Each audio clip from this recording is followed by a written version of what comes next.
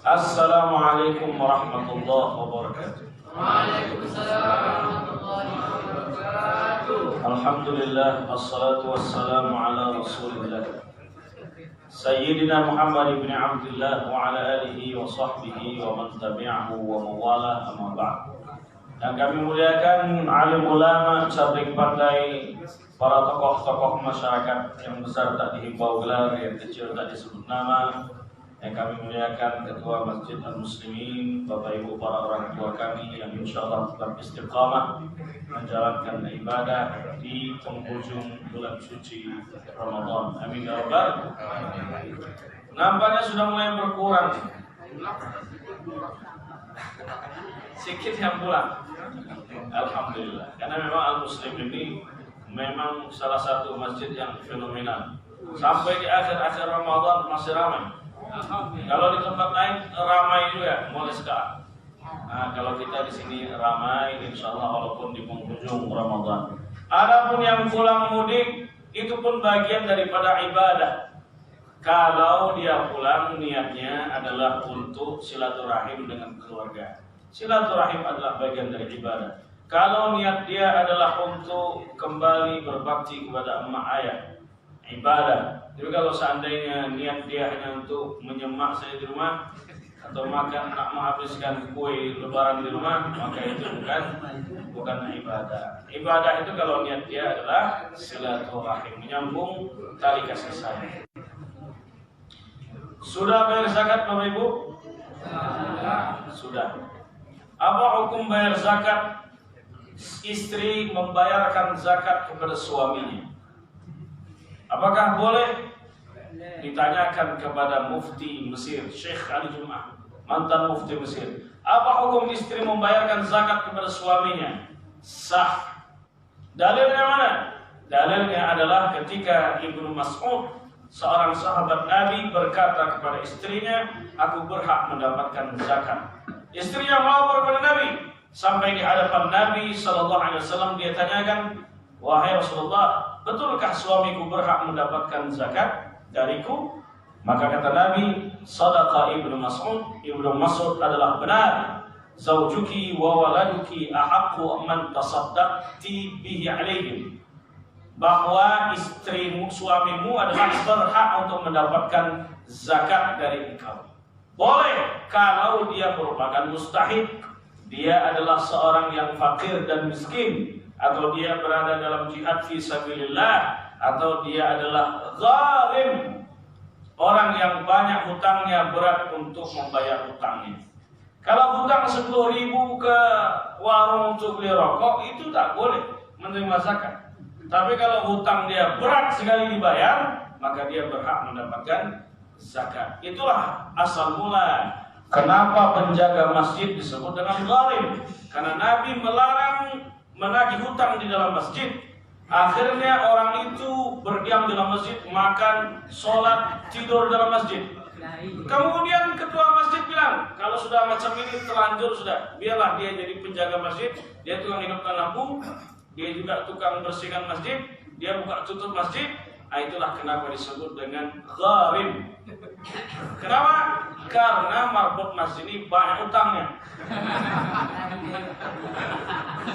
Tapi kalau yang ini, insya Allah tak ada utangnya. Ini tebal duitnya. Amin ya rabbal alamin. Tapi sebaliknya tak boleh. Az-zakatu tahrumu mimman yajibu an tunfiqa alaih. Zakat itu tak boleh diberikan kepada orang yang wajib engkau nafkahi. Kalau suami kepada istri, itu namanya nafkah.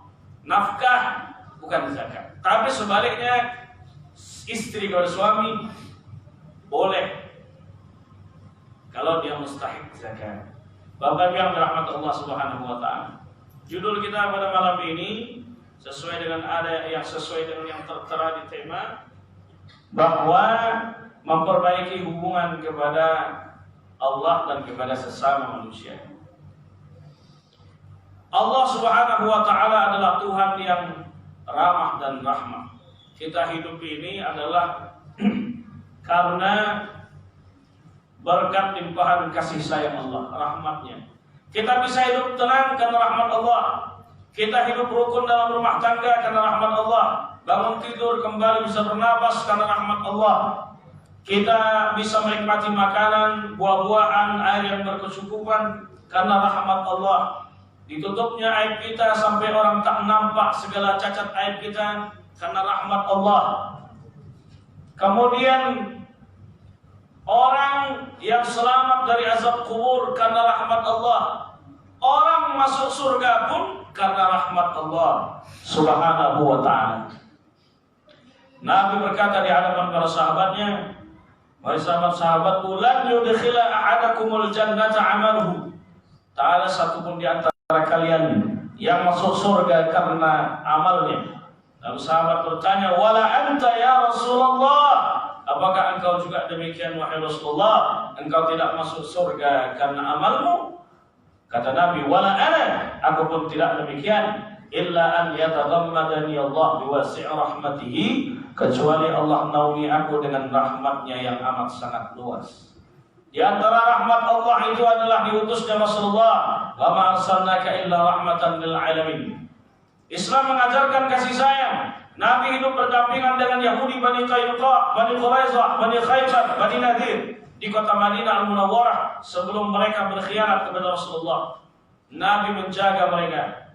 Nabi tidak pernah menumpahkan darah mereka. La yanhakumullah 'anil ladzina lam yuqatilukum fid din wa lam yukhrijukum min diyarikum an tabarruhum wa tuqsitu ilaihim.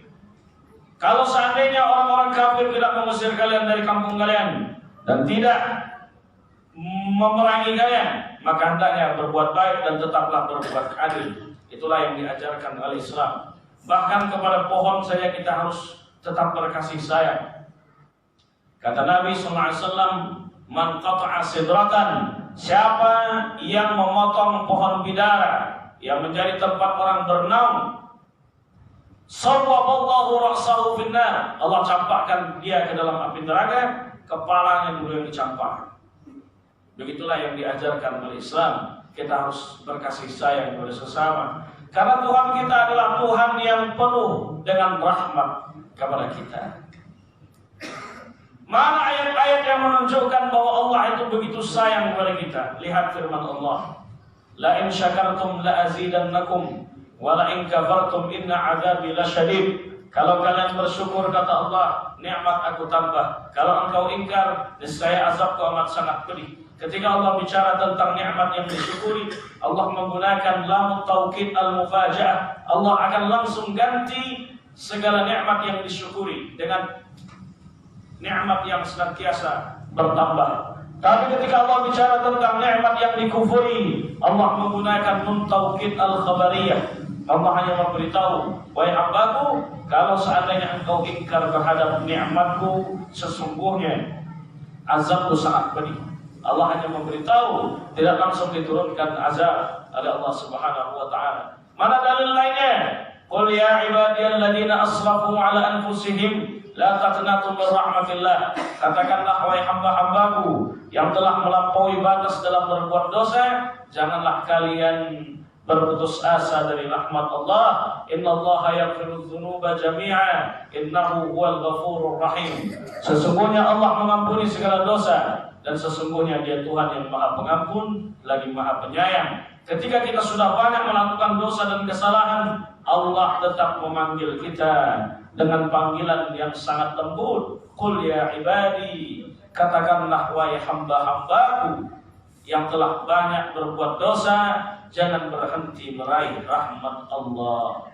Kalaupun akan diturunkan azab oleh Allah, itu tidak diturunkan berdasarkan semua kesalahan dan dosa kita, melainkan sebagian kecil dari apa yang kita perbuat dari dosa kita. Zahara al-fasadu fil barri wal bahri bima kasabat aydin nas. Terjadi kerusakan di darat dan di laut adalah akibat ulah tangan manusia. Liyudhiqahum ba'dal ladzi 'amilu la'allahum yarji'un. Lalu Allah Subhanahu wa ta'ala menurunkan azab kepada mereka, menurunkan bencana kepada mereka disebabkan sebagian dari perbuatan dosa yang mereka lakukan, agar mereka kembali bertaubat di hadapan Allah. Sebagian dari dosa kita bukan disebabkan dari seluruh dosa dan kesalahan kita. Itulah bentuk rahmat dan kasih sayang Allah. Apabila semua dosa dan kesalahan kita ini menjadi asbab turunnya bencana dari Allah, maka kita pun tak akan sanggup melewati kehidupan ini. Begitu sayangnya Allah kepada kita, maka hendaknya kita pun menanamkan kasih sayang kepada sesama. Ar-Rahimuna yarhamuhumur Rahman. Orang yang senantiasa berkasih sayang karena Allah, Allah pun akan sayang kepada mereka. Irhamu man fil ardi yarhamkum man fis sama. Sayangi penduduk bumi, maka penduduk langit, malaikat-malaikat Allah akan sayang kepada kalian. Oleh sebab itu, orang yang senantiasa berkasih sayang, maka Allah akan sayang kepada mereka. Sebaliknya, kalau orang tak mau berkasih sayang kepada sesama, kata Nabi, man la yarham la yurham. Orang yang tak mau berkasih sayang, Allah pun tak akan sayang kepada mereka. Sayangi orang-orang yang mereka tidak mendapatkan apa yang kita rasakan. 30 hari kita melaksanakan puasa. Ternyata rasa lapar itu ternyata ada batasnya. Dari kita imsak sampai kita waktu maghrib. Tapi ada orang-orang saudara-saudara kita yang laparnya tak ada batasnya. Besok lapar, lusa lapar, minggu depan lapar. Mereka merasakan lapar yang tiada batasnya. Maka hendaknya kita berkasih sayang karena Allah. La yu'minu ahadukum hatta yuhibba li akhihi ma yuhibbu li nafsihi. Tak beriman di antara kalian sampai kalian mencintai saudara kalian sebagaimana kalian mencintai diri kalian sendiri. Laisa bil mu'min man yabitu syab'an wa jaruhu ila janbihi ja'in. Tidak dianggap seseorang itu beriman sampai dia sanggup tidur pulas dalam kondisi kenyang, sedangkan saudara tetangganya di sampingnya dalam kondisi yang sangat lapar. Itulah solidaritas yang diajarkan oleh Islam. Kita mesti harus memperbaiki hubungan kepada sesama. Sayangi anak-anak yatim. Memang Nabi menyebutkan orang yang paling lebih dulu harus kalian tolong adalah ibumu sebanyak 3 kali. Ibumu, ibumu, ibumu. Tapi Nabi pandai membesarkan hati seorang ayah. Apa kata Nabi?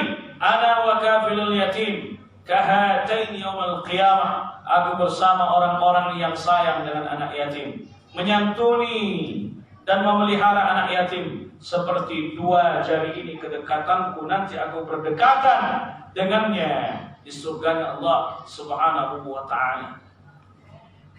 Oleh sebab itu, ketika orang menghardik anak yatim, ketika orang tak peduli terhadap anak yatim, maka sejatinya dia semakin jauh dengan Rasulullah Sallallahu Alaihi Wasallam. Maka sayangi kepada sesama, sayangi penduduk bumi, sayangi hamba-hamba Allah, sayangi saudara kita. Pandanglah saudara kita dengan pandangan yang penuh dengan kasih sayang. Kata Imam Syafi'i, wa 'ainur ridha 'an kulli 'aibin kalilah, kama anna 'ainus sukhti tubdil masawiyah. Kalau kita pandang saudara kita dengan pandangan yang penuh dengan kasih sayang, maka apa yang menjadi keburukan aibnya maka tak akan tampak di hadapan kita. Sebaliknya, kalau seandainya kita memandang saudara kita dengan pandangan murka, pandangan kebencian, kama anna 'ainus sukhti tubdil masawiyah, maka perbuatan baiknya pun, perbuatan baik yang dia buat akan tetap terlihat buruk di mata kita. Pandanglah saudara kita dengan pandangan yang penuh dengan kasih sayang. Kalau kita pandang saudara kita dengan pandangan yang penuh kasih sayang, tak mungkin kita akan mengambil haknya, tak mungkin kita akan menzaliminya, tak mungkin kita akan memfitnahnya, tak mungkin kita akan mengadu dombanya, tak mungkin kita akan berbicara sesuatu yang bisa merusak perasaannya. Kalau kita cinta kepada sesama, kita menebarkan kasih sayang kepada sesama, maka tali kasih sayang kepada sesama harus tetap dijaga, jangan sampai dirusak oleh kepentingan-kepentingan duniawi. Silah tali rahim kasih sayang. Ada salah satu nama baik dari nama Allah itu diberikan kepada perempuan, namanya rahim. Itu adalah anugerah Allah kepada perempuan. yang sampai hari kiamat secanggih apapun teknologi tak akan bisa menciptakan rahim. Oleh sebab itu sampai hari kiamat yang namanya lucinta luna itu tak akan pernah hamil. Apa sebab? Sebab secanggih apapun teknologi tak bisa membuat rahim. Karena itu adalah anugerah dari Allah Subhanahu wa ta'ala. Oleh sebab itu tali silaturahim ini perlu untuk dijaga kepada sesama. Tak ada dalil keutamaan memaafkan. Yang ada adalah keutamaan memaafkan. Tak ada dalil keutamaan meminta maaf. Karena minta maaf ini mudah, maaf ya. Habis itu pergi dia. Dihancurkan ini mobil awak tuh. Maaf ya, pergi dia. Apa perasaan kita? Disitulah kita diuji. Bisa tak kita memaafkan? Maka kata Nabi, "Ma naqasat sadaqatun min mal." Tak akan berkurang harta benda dengan bersedekah. "Wa ma zadallahu 'abdan bi'afwin illa 'izza." Dan Allah tidak menambah bagi orang-orang yang mau memaafkan kecuali kemuliaan-kemuliaan. Adapun dalil yang menunjukkan bahwa Nabi pernah meminta maaf adalah ketika Nabi SAW naik di atas mimbarnya berkata di hadapan para sahabatnya, kata Nabi, "Man kuntu jalattu lahu zahran fa hadha zahri falyastaqim." Wahai sahabat-sahabatku yang dulu pernah aku cambuk pundaknya, sekarang ini pundakku, kata Nabi, falyastaqim, maka hendaknya kalian membalasnya, kalian mencambukku. Maka sahabat tak ada yang berani membalasnya. Sahabat hanya bisa terdiam karena sahabat tahu bahwa apa yang diucapkan oleh Nabi adalah isyarat bahwa Rasulullah SAW sebentar lagi akan meninggalkan kita. Oleh sebab itu Bapak Ibu sekalian, kita sudah melaksanakan i'tikaf, kita sudah melaksanakan siam puasa, kita sudah melaksanakan qiyam, kita sudah membaca ayat-ayat suci Al-Quran, yang semua itu tidak lain adalah untuk menjemput rahmat Allah Subhanahu wa ta'ala. Tapi rahmat kepada sesama, kasih sayang kepada sesama tak boleh diputuskan, sehingga tuntas urusan kita di hadapan Allah, selesai urusan kita kepada sesama dengan kita saling memaafkan karena Allah.